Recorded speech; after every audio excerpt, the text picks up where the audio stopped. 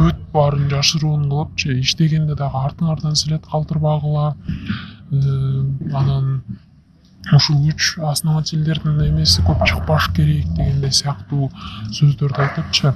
А негизи компаниянын лицензиясын деле эч ким көргөн эмес ал жерденчи. А лицензия деген бир эле барак турат, перерегистрирован депчи.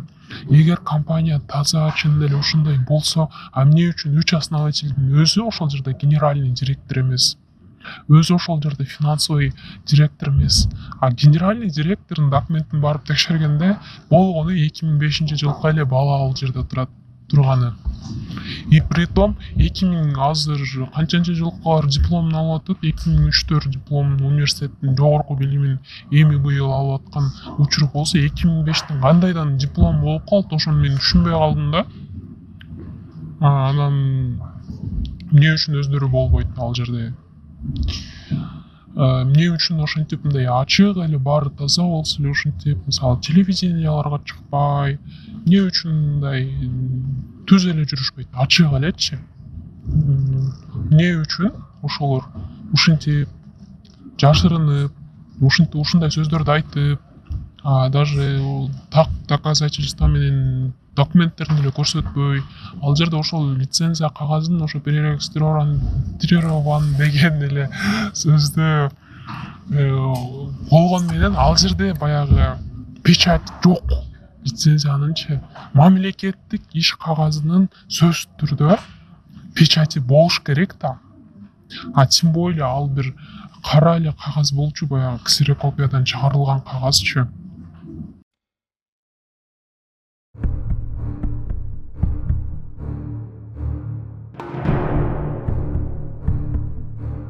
Салам достор, менин атым Абсатаров Жолдубек. Бүгүнкү видео ролигибизде Финнадзордун официалдуу түрдө жообун сиздерге көргөзүп беребиз. MCN Coin боюнча. Убагында ошол MCN Coin'дин лидерлери көп айтып келишкен. Эгерде биз Финнадзордон лицензия албасак, бизди чак эле камап салмак. Биз 2 жылдан бери эчтеке камалбай, эчтеке болбой иштеп келе жатабыз. Эгерде бизде лицензия болбогондо, бизди чак камап коюшмак.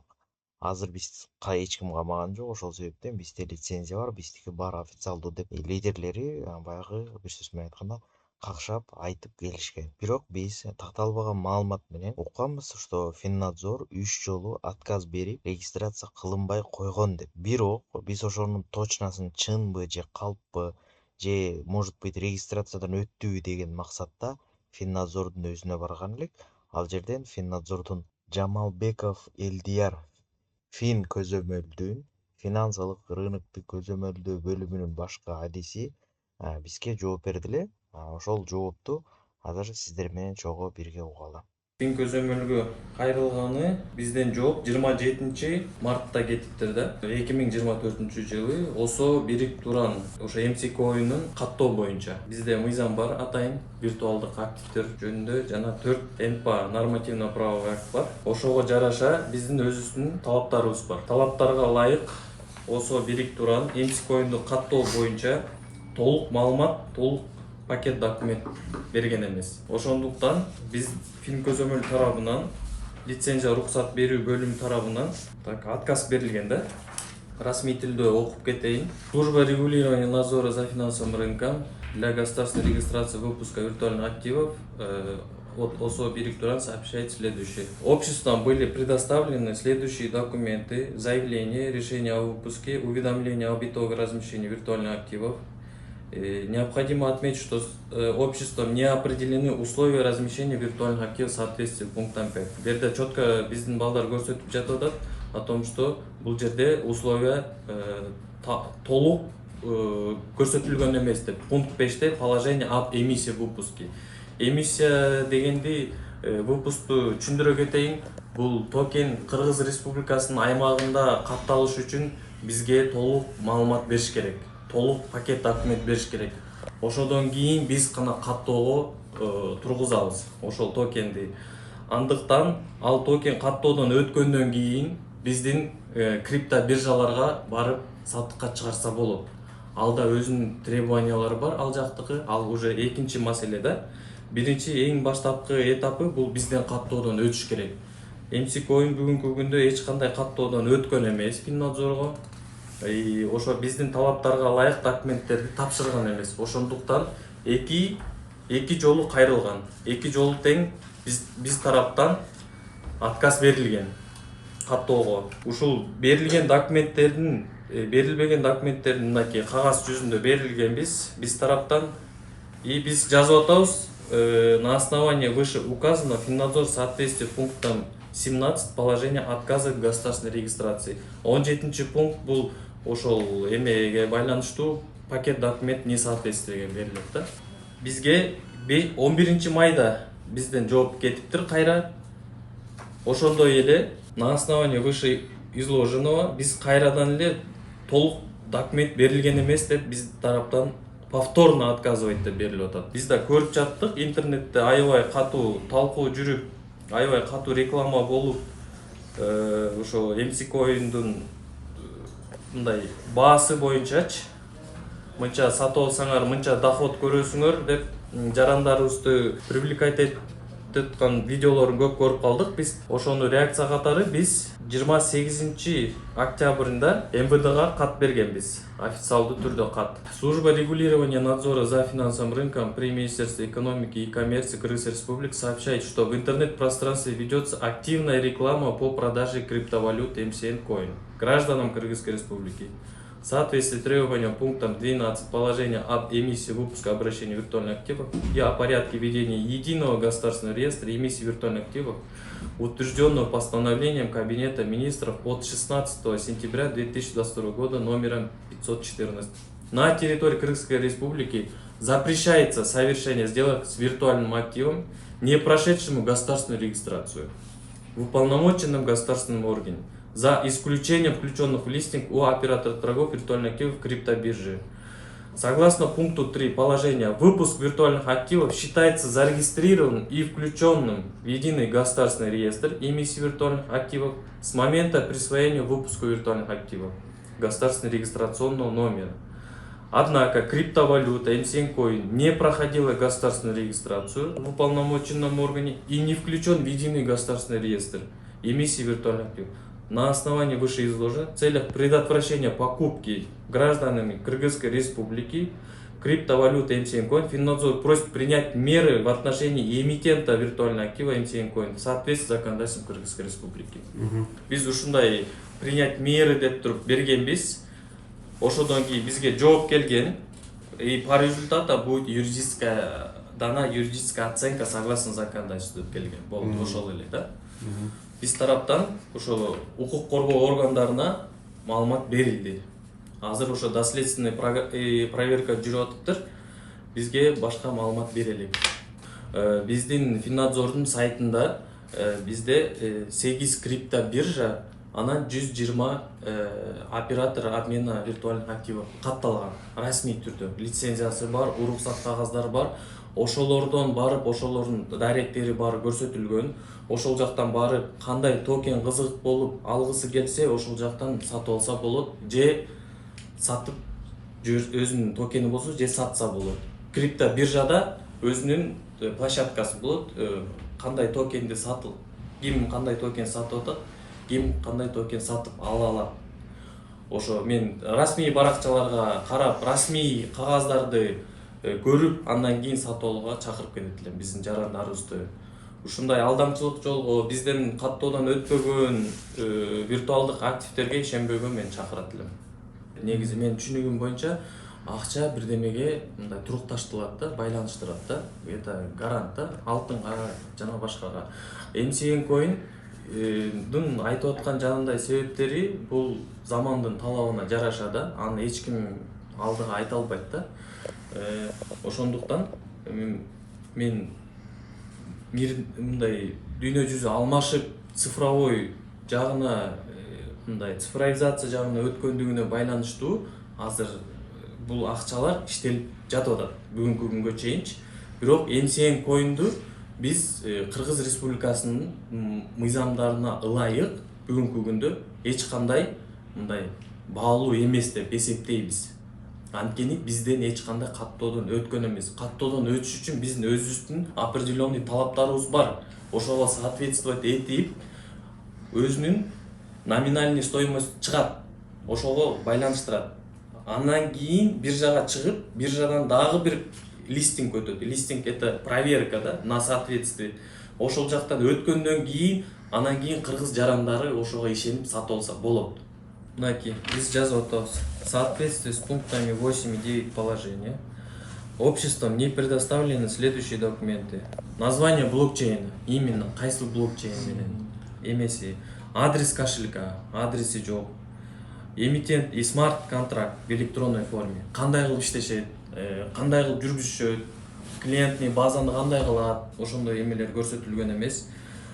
Копия документа, удостоверяющего личность для физического лица. Жок. Копия документа, подтверждающего регистрацию эмитента в качестве юридического лица. Жок. Копии учредительных документов. Жок. Документ, подтверждающий оплату регистрационного сбора. Буну кийинчерээк бериптир. Регистрационный сбор төлөп келип, кайра июльда берип атат. Бул макул бериптир. Документы, подтверждающие наличие обеспечения исполнения обязательств эмитента в случае выпуска обеспеченных виртуальных активов, заполненные и подписанные эмитентом или учредителем, акционерами эмитента анкеты согласно приложению 4.5 положения, либо сканированные копии заполненных анкет с последующим досылом оригиналом, что 4-5 приложения жок, согласно нашему положению. Белая бумага, white paper, должно предоставляться в 3 экземплярах. На основании вышеизложенного Финнадзор в соответствии с пунктом 17 жана башында айтып кеткендей, ошо биздин положенияга каршы келгенине байланыштуу биздики отказывает в государственной регистрации выпуска виртуальных активов. Булар деген азыр айтып атат да, силер документ деген бар десек, биз Кипрда регистрация болгонбуз, вот Кипрдык документибиз бар дейт, то есть офшора да.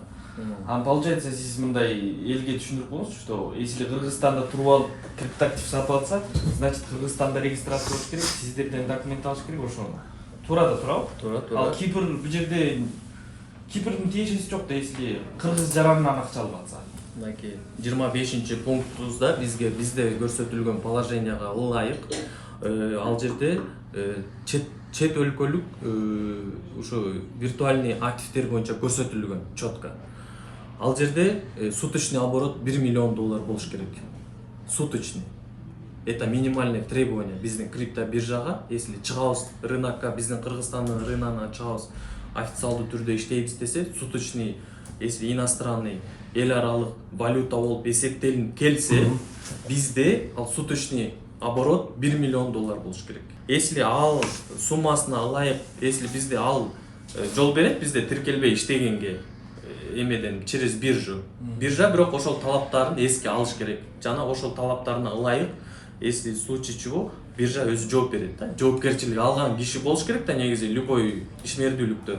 Ошого ылайык бизден чыгарылат, бизден эмиссия болуп, выпуск болуп виртуальный актив чыгарам десе, анда бизден сөзсүз түрдө катталыш керек. Если чет өлкөлүк, чет эл аралык валюта болуп, башка өлкөдөн катталып келсе, анда суточный обороту 1 миллион акш доллар болуш керек. Биздин рыноктун ичинде. И ал биздин криптобиржада катталыш керек. Бирок бизден регистрация өтпөйт. Бизде ар бир ишмердүүлүккө, бизде мыйзамга жараша ар бирөөнү обязательство жазылган да. Ошондон эч ким качып кутула албаш керек да. Азыр катталбай иштебей жүргөн жарандарыбызга бул эми кандай болуп калат? Ушу жарандарыбыз ишенген, кээ бирлер ишенип мынчадан сатып алсам эртең мынчага өсүп кетет деп үмүттөнгөндөр да бар да, көбүсүчү. Ошолорго айтып кетет элем, расмий түрдө каттоодон өткөн гана токендерди сатып алыңыздарды мен чакырып кетет элем да. Эми туугандар, өзүңүздөр көргөндөй эле Финнадзордун негизги айтылган сөзүнүн, бул жердеги негизги сөзү бул MCN Coin элементардык регистрациядан өтө алган эмес, элементардык регистрациядан өтүү максатында берген документтери жетишсиз болгон. Ошол эле жерден айта кетчү нерсе, бул нерсенин башында Бегмат деген адам турат.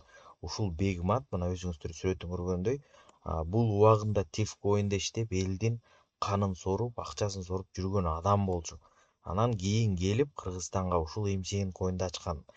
Бирок бул адамдын өзүнүн астындагы балдарга ошо астында бегунокторуна үйрөткөн бир нерсеси бар экен. Эч убакта след калтырбагыла, артыңарды тазалай жүргүлө. То есть бир сөз менен айтканда эртеңки күнү мыйзам жактан же бир жактан мемо болуп калса, ошентип силер таза чыккыла деп. Эң башында сиздер аудиодо уккандагыдай айтылып атат, что жада калса ошол генеральный директор 2005-жылкы жаш бала генералдык директор болуп иштеп жатат дейт.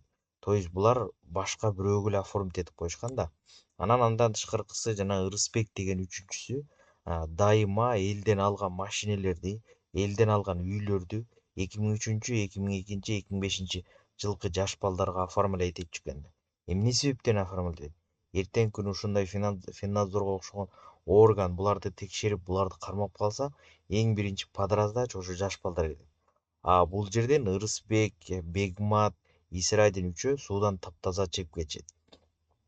Андан тышкаркысы туугандар, булар бизге Финнадзордун жообу айтты го, что если Кипрден же бөлөк жерден регистрация болгон болсо, Кыргызстандын ичинде $1 миллион суткасына товарооборот болуш керек депчи, торговля болуш керек деп. Демек эмне, эгер даже Исрайдиндер биз Кипрда болгонбуз десе дагы, биздин Кыргызстандын ичинде $1 миллион торговля болуш керек.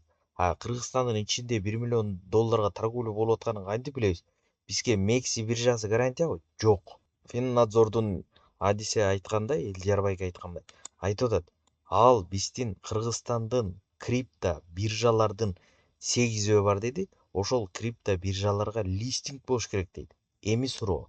Эгерде Исрайдиндер ушунча эле кыйын экен, ушунча эле укмуш супер-пупер экен, эр болсо ошол 8 биржанын бирөөсүнө чыгып албайбы? Эр болсо 8 биржанын бирөөсүнө хотя бы партнерство кылбайбы? Булар кыла албайт, көрдүңөрбү? Неге? Булардын арты өзүлөрү айткандай таза эмес. Булар бир сөз менен айтканда аферисттер, булар мошенниктер. Булар элдерди, кемпирлерди алдап жатат. Саламатта калыңыздар.